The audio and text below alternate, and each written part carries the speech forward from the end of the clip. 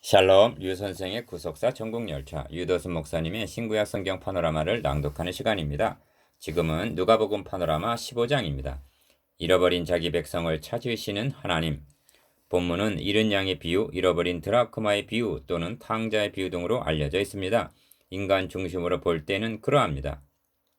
그러나 하나님 중심으로 볼 때는 잃은 양을 찾는 목자의 비유, 잃은 자식을 애타게 기다리는 아버지의 비유인 것입니다. 그러하기 때문에 성경 해석에 있어서 주경 못지않게 중요한 것은 관점이요, 주의 마음을 아는 일입니다. 성경은 말씀합니다. 누가 주의 마음을 알아서 주를 가르치겠느냐? 그러나 우리가 그리스도의 마음을 가졌느니라. 고린도전서 1장 16절. 이런 주의 마음으로 바라보게 될 때 본문에서 양이나 탕자를 만나게 되는 것이 아니라 잃은 양을 찾고 있는 목자의 애타는 마음을 헤아리게 되고 대문을 열어놓고 집 나간 자식을 기다리는 아버지의 심정을 만나게 되는 것입니다. 그러므로 15장의 주제는 잃어버린 자기 백성을 찾으시는 하나님이 될 수 있습니다. 본문을 접근할 때 유념해야 할 점은 비유를 말씀하게 된 동기와 새 비유의 강조점이 무엇인가 하는 점입니다. 이를 두 단원으로 나눠 상고하고자 합니다. 첫째 단원 1절에서 10절 잃은 양과 드라크마를 찾은 기쁨. 둘째 단원 11절에서 32절 함께 기뻐하지 않은 마다들. 첫째 단원 1절에서 10절 잃은 양과 드라크마를 찾은 기쁨. 내가 너에게 이르노니 이와 같이 죄인 하나가 회개하면 하늘에서는 회개할 것이 없는 의인 99을 인하여 기뻐하는 것보다 더 하리라. 7절. 먼저 주님께서 이 비유를 말씀하시게 된 동기부터 생각해 보아야만 하겠습니다. 모든 세리와 죄인들이 말씀을 들으러 가까이 나오니 바리새인과 서기관들이 원망하여 가로되 이 사람이 죄인을 영접하고 음식을 같이 먹는다 하더라. 1절에서 2절. 이것이 동기입니다. 바리새인과 서기관들은 주님께서 자신들은 상대하지 않고 모든 세리와 죄인들을 영접하고 음식을 같이 먹는다고 비난했습니다. 예수께서 저에게 이 비유로 이루시되 3절. 그래서 새 비유를 말씀하시게 된 것입니다. 다음으로 생각할 점은 어찌하여 잃은 양의 비유와 잃은 드라크마의 비유를 한 단원으로 취급해야 하는가 하는 점입니다. 그것은 주님께서 말씀하시고자 하는 주제, 곧 강조점이 같기 때문입니다. 그러나 탕자의 비유는 그 강조점이 전혀 다른 것입니다. 주님은 흔히들 생각하듯이 같은 주제를 3번 반복하신 것이 아닙니다. 주님께서는 같은 주제를 두 비유를 통해서 반복적으로 강조하신 다음에 세 번째 비유를 통해서 이를 저들에게 적용시키셨던 것입니다. 주님은 비난하는 바리새인과 서기관들에게 너희 중에 어느 사람이 양 100마리가 있는데 그 중에 하나를 잃으면 99마리를 들에 두고 그 잃은 것을 찾도록 찾아다니지 아니하느냐고 4절 물으십니다. 형제가 여러분이 양 1마리를 잃었다면 어떻게 하시겠습니까? 여러분이 잃은 것이 양이 아니라 자식이었다면 어떻게 하시겠습니까? 본 단원에는 반복적으로 강조되고 있는 중심적인 단어가 몇 개 있습니다. 먼저 3절에서 10절까지 잃었다는 단어가 몇 번이나 나오는지 관찰해 보십시오. 또 찾는다는 말이 몇 번이나 나오는지 세어 보십시오. 잃은 것을 찾으시는 하나님. 잃었다는 말과 찾는다는 말에 비유해서 중심적인 단어 잃었다는 말과 찾는다는 말은 이 비유에서 중심적인 단어들입니다. 잃었기 때문에 찾는 것입니다. 그 중에서 어느 편에도 강조점이 주어진 것 같습니까? 말할 것도 없이 찾는다에 있습니다. 찾도록 찾아다니지 아니하느냐고 말씀하십니다. 그렇다면 주님께서 궁극적으로 말씀하시고자 하는 바는 누가 무엇을 잃었다는 것입니까? 양입니까? 드라크마 한 푼입니까? 아닙니다. 하나님께서 자기 백성을 잃어버리셨다는 말씀입니다. 하나님께서 천지만물을 다 창조하시고 맨 나중에 인간을 지으심은 그들이 살아갈 환경을 먼저 조성하신 후에 인간을 지으셨음을 뜻합니다. 그리고 자기 형상대로 지으셨다는 것은 그들과 교제하기를 원하셔서 최고의 걸작품으로 지으셨음을 의미합니다. 그러나 인류의 시조는 그토록 선하신 하나님을 배신하고 사탄의 유혹을 조춤으로 하나님은 자기 형상대로 지으신 자기 백성을 잃어버리신 것입니다. 말하자면 백성이 없는 왕이 되신 셈입니다. 그래서 하나님의 나라는 파괴가 된 것입니다. 그러므로 하나님께서 잃어버린 자기 백성을 찾도록 찾으시는 것이 성경의 역사입니다. 누가복음 19장 10절을 보십시오. 인자에 온 것은 잃어버린 자를 찾아 구원하려 함이니라고 이 점을 분명히 밝히고 계십니다. 하나님께서는 잃어버린 자기 백성을 찾기 위해서 독생자를 보내셨던 것입니다. 그렇다면 무엇이 하나님의 백성을 하나님의 존전에서 추방하게 만들었을까요? 그것은 한 사람으로 말미암아 죄가 세상에 들어오고 죄로 말미암아 사망이 왔나니라고 로마서 5장 12절 한 대로 죄 때문이었습니다. 그러므로 죄란 본 비유에서 또 하나의 중심 단어 중 하나입니다. 1절, 7절, 10절, 18절, 21절 내가 너희에게 이르노니 이와 같이 죄인 하나가 회개하면이라고 하십니다. 그러므로 주님은 말씀하십니다. 내가 의인을 부르러 온 것이 아니요 죄인을 부르러 왔노라.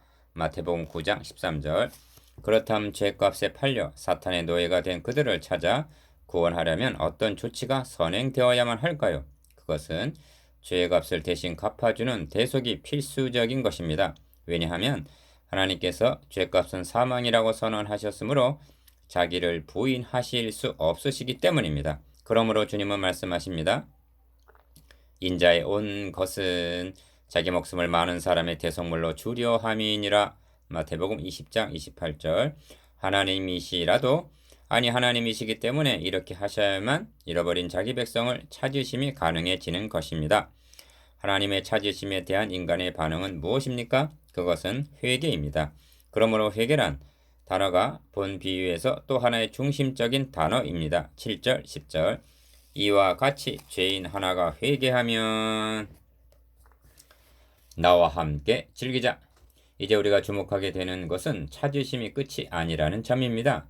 두 비유는 한결같이 나와 함께 즐기자 나의 잃은 양을 찾았노라 6절 나와 함께 즐기자 잃은 드라크마를 찾았노라 하고 9절 함께 즐기자로 끝을 맺고 있습니다.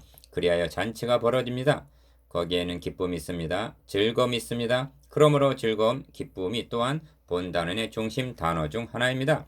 그렇게 하신 후에 내가 너희에게 이르노니 이와 같이 죄인 하나가 회개하면 하늘에서는 회개할 것 없는 죄인 의인 99을 인하여 기뻐하는 것보다 더하리라 7절 내가 너희에게 이르노니 이와 같이 죄인 하나가 회개하면 하나님의 사자들 앞에 기쁨이 되느니라 하십니다. 10절 주님은 이 두 비유를 통해서 자신이 하고 계시는 사역을 설명함으로 결론을 맺으셨던 것입니다. 잃은 양 한 마리, 잃은 드나크마 하나를 찾았을 때에도 이처럼 모든 사람과 함께 기뻐하고 잔치하며 즐거워한다면 하물며 하나님께서 잃어버리셨던 자기 자녀를 찾으셨을 때 이겠습니까? 이상에서 상고한 대로 주님께서는 두 비유를 통해서 잃어버린 자를 찾았을 때의 기쁨과 즐거움을 강조하십니다. 그리고 함께 즐거워해야 마땅함을 강조하십니다.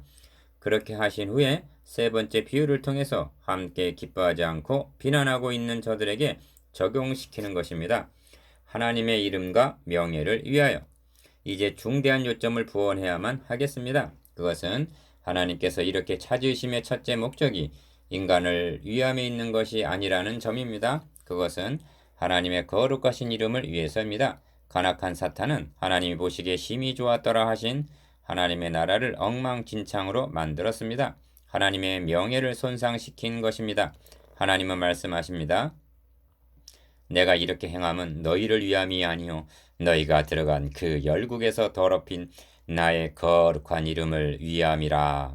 에스겔 36장 22절 구속사역을 이해함에 있어서 이 점은 대단히 중요한 요점입니다. 구속사역에는 하나님의 거룩하신 이름 곧 명예가 걸려 있는 것입니다. 전쟁은 여호와께 속한 것이라는 말씀이 이를 의미합니다. 인간을 위한 싸움이 아닙니다. 모세도 여호사도 다윗도 그리고 바울도 이 싸움을 싸운 것입니다. 이방인들을 찾으시는 일에 쓰임을 받았던 바울 사도는 그로 말미암아 우리가 은혜와 사도의 직분을 받아 그 이름을 위하여 모든 이방인 중에서 믿어 순종케 하나니라고 로마서 1장 5절 자신이 누구의 무엇을 위하여 죽도록 충성을 하고 있는지를 말씀하고 있습니다. 그 이름을 위하여입니다. 그들은 자신의 임무를 훌륭하게 완수하고 안식하는 교회에 속해 있습니다. 지금 여러분은 전투하는 교회에 속해서 이 하나님의 싸움을 싸우고 있는 것입니다. 그러면 어떤 확신에 이르게 됩니까? 하나님의 전쟁은 반드시 승리한다는 것입니다. 반드시 완성하시고야 맙니다. 왜냐하면 하나님의 명예가 걸려 있기 때문입니다. 예수 그리스도께서 재림하시는 날에 완성될 것입니다. 잃어버린 하나님의 백성을 한 사람 또 한 사람 찾을 때마다 하나님의 나라는 확정되어 나가는 것이며 하늘에서는 즐거워하고 기뻐하며 잔치가 벌어지는 것입니다. 여러분, 하나님의 명예와 그 거룩하신 이름을 위하여 잃어버린 자기 백성을 찾으시는 일에 헌신하지 않으시렵니까? 이 선한 싸움에 선봉에 서지 않으시렵니까? 둘째 단원 11절에서 32절 함께 기뻐하지 않은 마다들.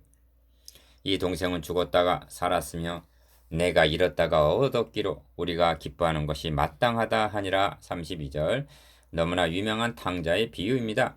이를 통해서 주님께서 하시고자 하시는 말씀이 무엇인가를 생각합니다. 설교자가 본문을 택했다면 회중들은 회개하라는 말씀을 하시려는구나 하고 생각할 것입니다. 아닙니다. 이 비유의 주체는 탕자도 아니요 주제가 회개도 아닙니다. 탕자에게는 집을 떠날 때부터 돌아올 때까지 모범이 될 만한 일이란 한 가지도 없습니다. 탕자가 돌아오게 된 동기를 보십시오.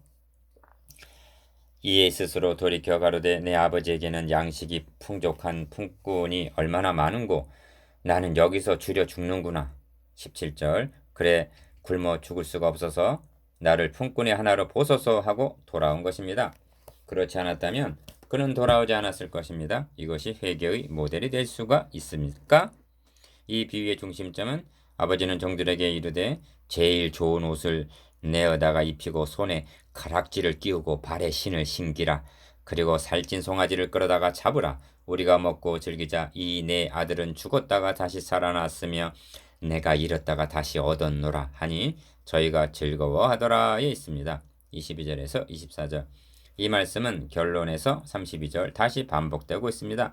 잃었다가 다시 얻은 것만이 아니라 죽었다가 다시 살아났다고 말씀합니다. 죽음이란 분리를 의미합니다. 아버지와의 분리, 곧 하나님과의 분리, 이것이 죽음입니다. 그래서 죽었다가 다시 살아났다고 말씀하는 것입니다. 아버지를 떠나 먼 나라에 가서 허랑방탕하던 탕자가 아버지의 관계가 회복될 수 있었던 것은 아버지의 무조건적인 사랑 때문입니다. 여기에 복음이 있습니다. 탕자에게 그럴 만한 자격이나 공로가 있어서가 아닙니다. 이는 전적인 은혜입니다. 그런데 문제는 마다들이 저희가 즐거워하더라에 함께 참여하기를 거부하는 데서 일어납니다. 주님께서 이 비유를 말씀하시게 된 동기도 여기에 있는 것입니다.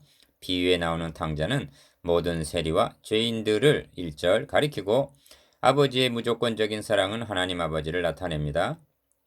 그렇다면 아버지의 사랑과 영접과 잔치를 베푸심을 불평하고 있는 마다들은 누구를 가리키는 비유이겠습니까? 당시의 종교 지도자들을 상징합니다.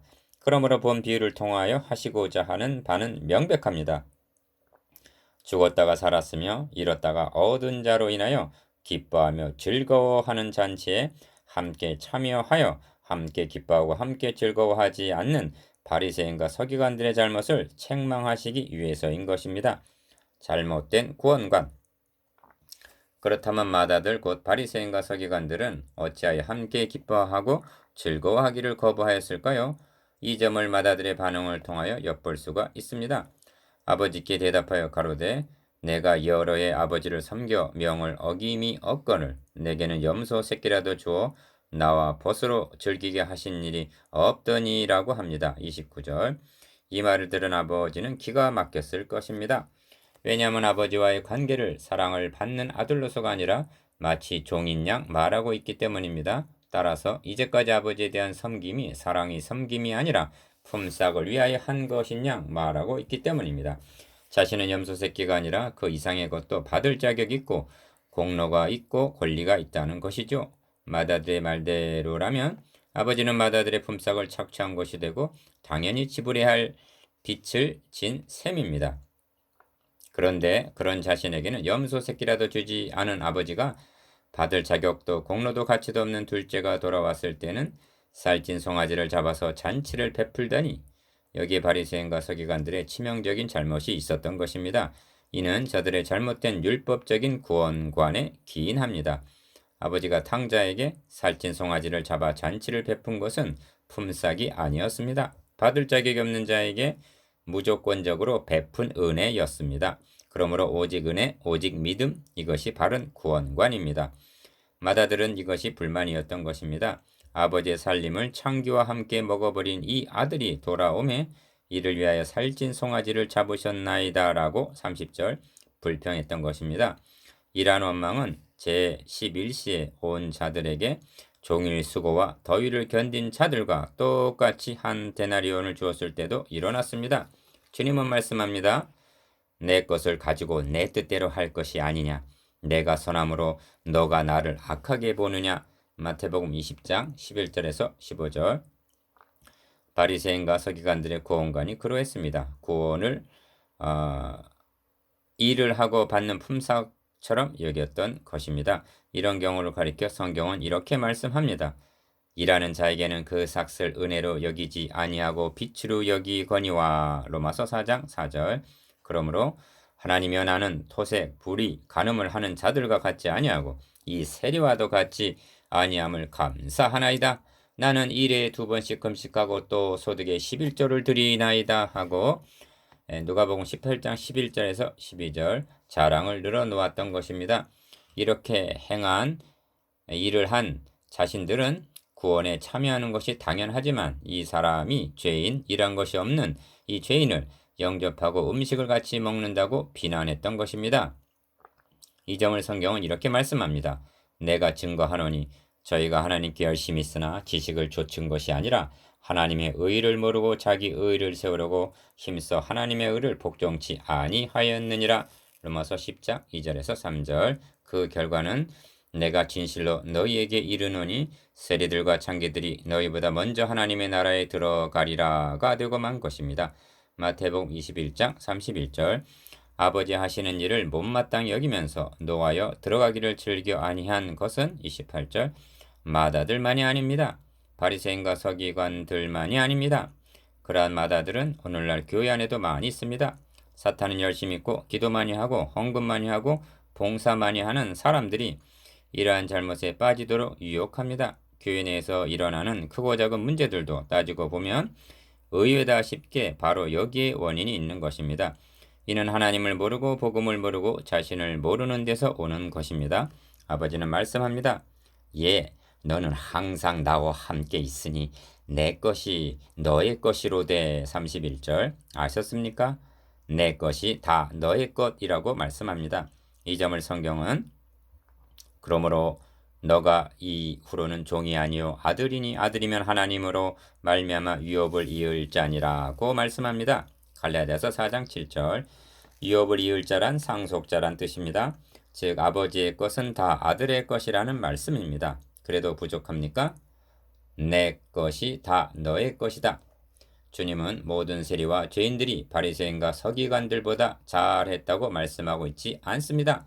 물론 그들을 더 사랑하신 것도 아닙니다. 마다들 보고는 예, 너는 항상 나와 함께 있으니 하신 반면에 둘째는 이 너의 동생은 죽었다가 살았으며 내가 잃었다가 얻었다고 말씀하고 있는 것입니다. 그는 형에 비해 더 연약한 지체였을 뿐입니다. 만일 마다들이 아버지에게 내가 여러 해 아버지를 섬겨 명을 어김이 없거늘 하고 공로를 내세우고 투덜거리지만 않았다면 둘째보다 얼마나 더 기특했겠습니까? 그래서 염소 새끼 한 마리가 문제가 아니라 사랑스럽게 예라고 부르면서 너는 항상 나와 함께 있으니 내 것이 다 너의 것이로되 라고 말씀하는 것입니다. 마다들이 아버지의 말을 듣고 함께 잔치 자리에 들어갔는지 여부는 알 길이 없습니다. 성경은 우리가 즐거워하고 기뻐하는 것이 마땅하다는 데서 말씀을 마치고 있기 때문입니다. 그렇게 하고 있는 것은 자, 너는 어떻게 하겠느냐고 우리에게 묻고 있는 셈입니다. 교회 생활이란 함께 들어가서 함께 기뻐하며 함께 즐거워하는 잔치인 것입니다. 하나님 아버지께서 자격도 가치도 없는 탕자를 위하여 살찐 송아지를 잡은 것은 이때가 처음이 아닙니다. 구약 시대 내내 잡으셨습니다. 그는 여호와 앞에서 그 송아지를 잡을 것이요 하신 레위기 1장 4절 번제가 그것입니다. 그리고 그 번제는 그리스도의 십자가에서 성취되었습니다. 그러므로 자기 아들을 위하여 혼인 잔치를 베푼 어떤 임금은 내가 오찬을 준비하되 나의 소와 살찐 짐승을 잡고 모든 것을 갖추었으니 혼인 잔치에 오소서 하고 초청하였던 것입니다. 마태복음 22장 4절. 하나님께서는 허물과 죄로 죽었던 에베소서 2장 1절 우리를 다시 살려 주셨습니다. 그리고 내 아들은 죽었다가 다시 살아났다고 하시면서 함께 기뻐하자고 큰 잔치를 배설하셨습니다. 살려주신 것만이 아니라 제일 좋은 옷을 입히시고 손에 가락지를 끼워 주시면서 자녀로 삼아 주셨습니다. 자녀이면 또한 후사 곧 하나님의 후사요. 로마서 8장 17절 유업을 이을 자라고 말씀합니다. 본문에서 인용한다면 내 것이 다 너의 것이로되라고 말씀하십니다. 31절 이는 자기 아들을 화목 제물로 살찐 송아지를 잡듯 내어주시고야 가능했던 것입니다. 그렇게 해주신 하나님 아버지에게 염소 새끼 한 마리 주지 않았다고 원망하시겠습니까? 그 아버지 앞에 자기 자랑이나 내세우며 불평이나 하고 있다면 이는 그 무엇보다도 아버지의 마음을 아프시게 해드리는 일입니다. 여러분, 제가 아버지의 마음을 모르고 잘못했습니다 라고 말합시다. 들어가서 함께 기뻐하고 즐거워하겠다고 대답합시다. 만일 그렇게 하지 않는다면 그는 교회 생활을 하면서도 마음속에는 기쁨과 즐거움 대신 불평, 불만이 가득하게 될 것입니다. 자신의 의로움을 내세우고 남을 정죄하면서 이 사람이 죄인을 영접하고 음식을 같이 먹는다고 원망한 현대판 바리새인과 서기관들이 될 것입니다.